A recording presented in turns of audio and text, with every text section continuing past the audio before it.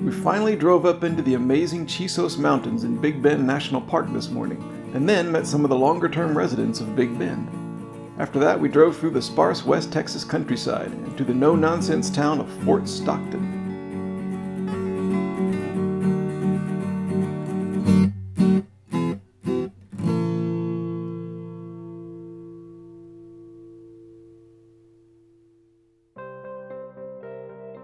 Early in the morning in the campsite in Big Bend National Park, I awoke somewhat astonished that the tent had held through the night. Plus, the fierce winds had stopped. 1 point for this tent, she's sturdier than she looks.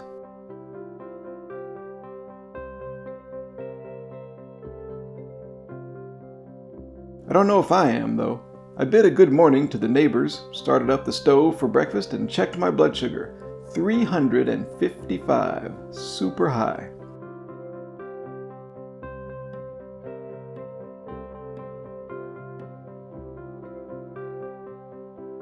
On our way out of the campsite, we saw another Roadrunner.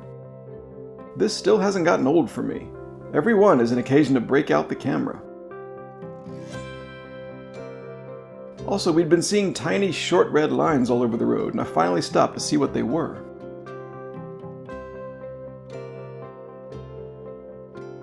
So the wildlife was out this morning, but the best was yet to come.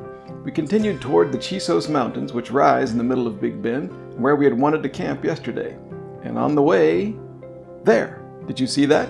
Well, as I mentioned yesterday, I'd seen one of these on my previous trip to Big Bend about 20 years ago, but now I'm better equipped photographically for this. A real tarantula out in the wild.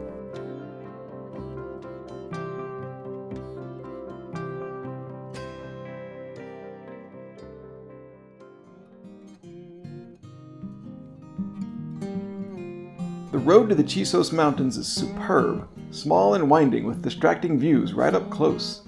Nothing at all really like the other parts of Big Bend we saw yesterday.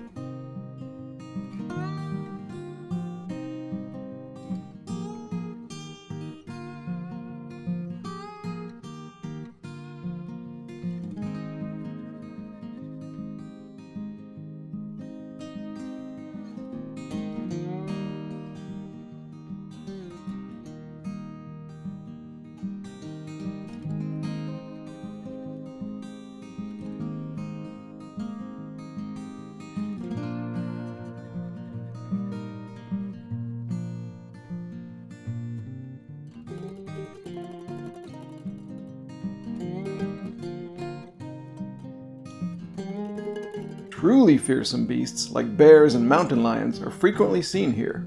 Drivers are told to be careful on the approach to the top, where a visitor center is. I was hoping to see a bear. At a safe distance through the car, anyway. But we didn't.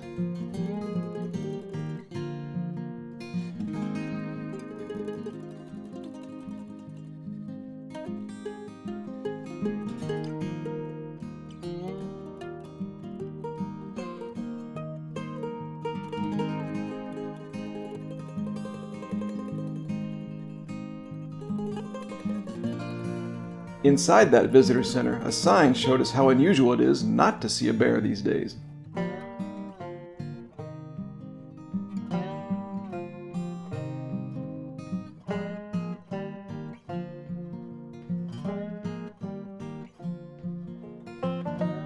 It would have been fun to camp up here in the cool mountains. Oh well, you can't see and do everything you want when you travel. No complaints. We headed back down the road, back down to Texas on Earth.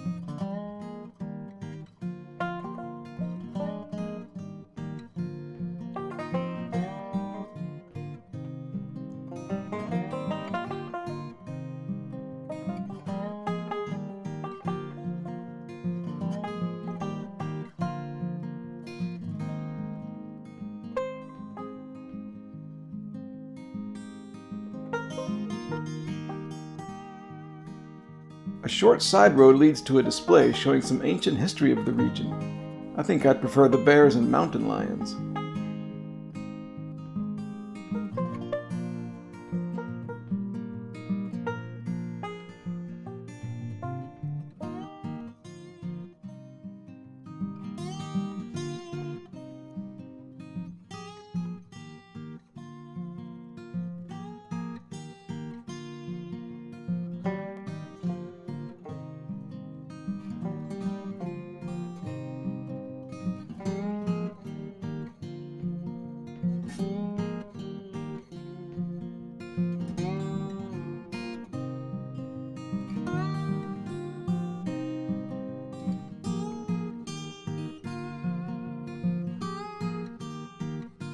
The final stop for us in Big Bend National Park was Persimmon Gap Visitor Center.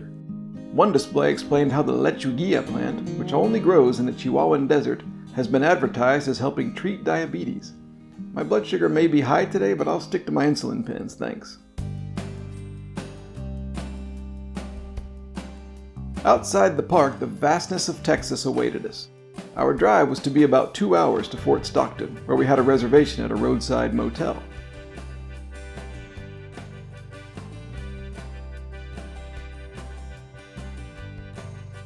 Like Wile E. Coyote, seeing another roadrunner made us hungry, so Maceo and I pulled over for a picnic at a roadside table.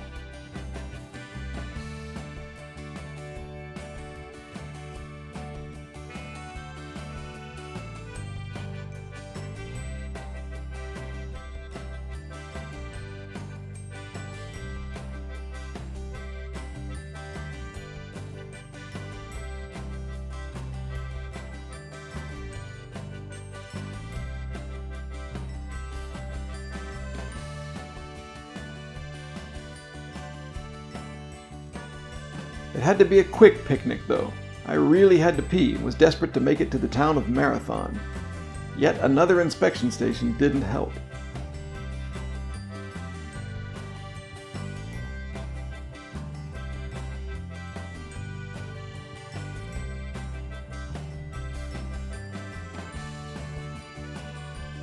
When we finally got to Marathon, the gas station there was closed. My bathroom break denied. I held it all the way to Fort Stockton. These are the sorts of skills you pick up on a months-long road trip like this.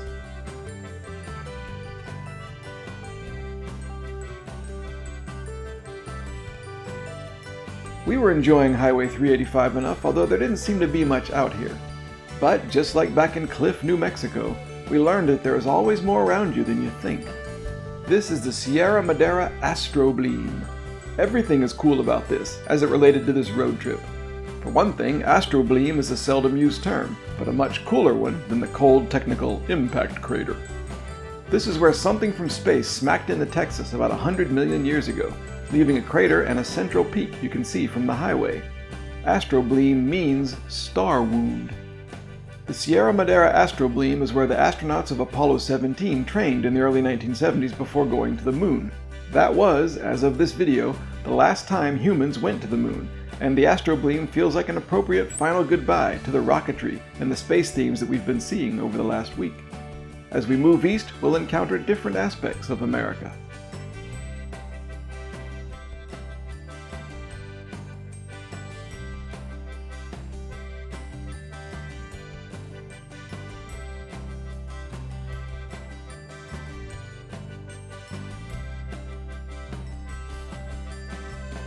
The day's final roadrunner was this artificial one in Fort Stockton.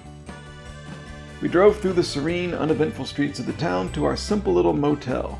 It had been a wild few days, and we just wanted to order a pizza and get a good night's sleep. I called one pizza place and nobody answered. I called another, and the lady, who kept calling me honey, said it would be over an hour before the pizza arrived.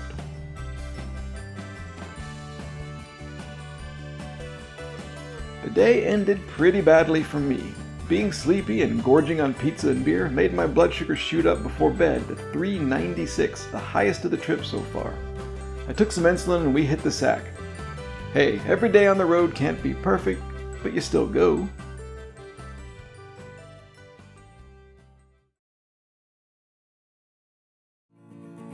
Tomorrow is another day of Texas driving, and of trying to get my blood sugar back down. We very nearly accidentally entered Mexico, but finally made it through some surprisingly green, fertile Texas countryside to the amazing city of San Antonio. It's time for some urban sights on this road trip.